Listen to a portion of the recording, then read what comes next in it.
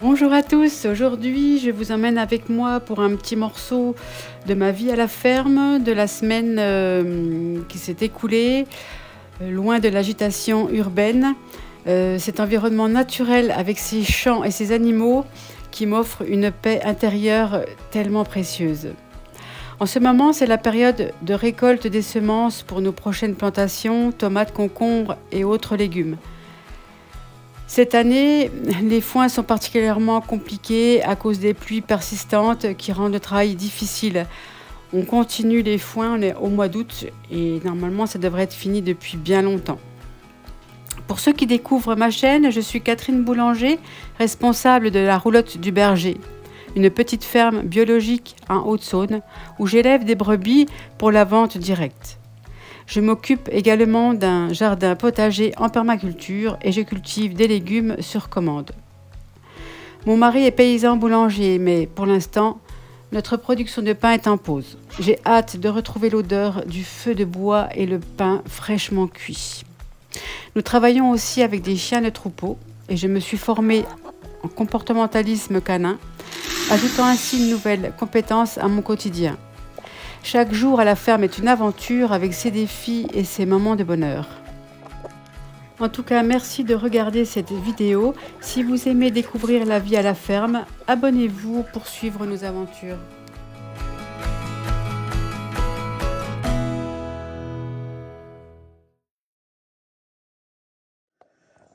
J'ai commencé à récupérer les graines des légumes. Donc ici, c'est des concombres. Et ici, c'est des tomates. Donc là, j'ai commencé avec la tomate cœur de bœuf rouge.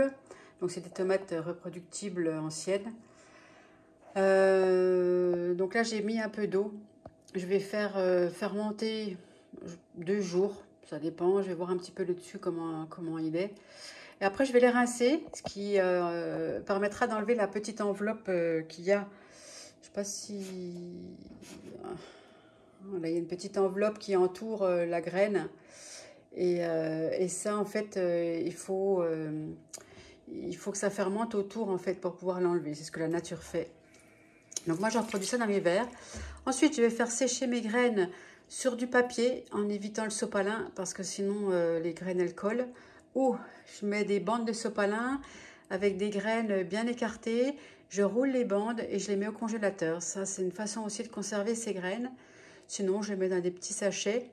Je ferai peut-être un petit tuto avec des sachets craft quand on fait les courses, du genre la vie claire par exemple. Comme ça c'est une idée de récup. Il faut que je pense à faire ça aussi. Voilà. Et j'ai commencé aussi les sauces tomates. Et puis je vais commencer aussi les plats préparés à congeler pour les soirs de flemme ou quand on est pressé, on sort ça du congèle et on mange quoi.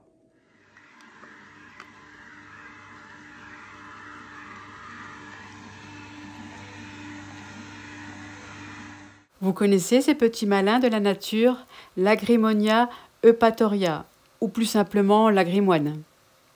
Cette plante est bien connue pour ses jolies fleurs jaunes et pour sa capacité à s'accrocher aux poils de nos toutous lors des balades. Un vrai casse-tête, et si on ne s'en occupe pas tout de suite après la promenade, c'est une catastrophe. Ces petites graines s'incrustent et plus on attend, plus elles s'accrochent, pire que le velcro.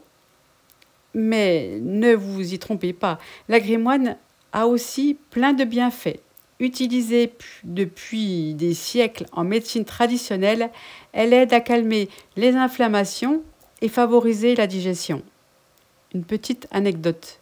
Au Moyen-Âge, on croyait que l'agrimoine pouvait aussi chasser les mauvais esprits. Peut-être que ça explique pourquoi nos chiens préfèrent la ramener à la maison.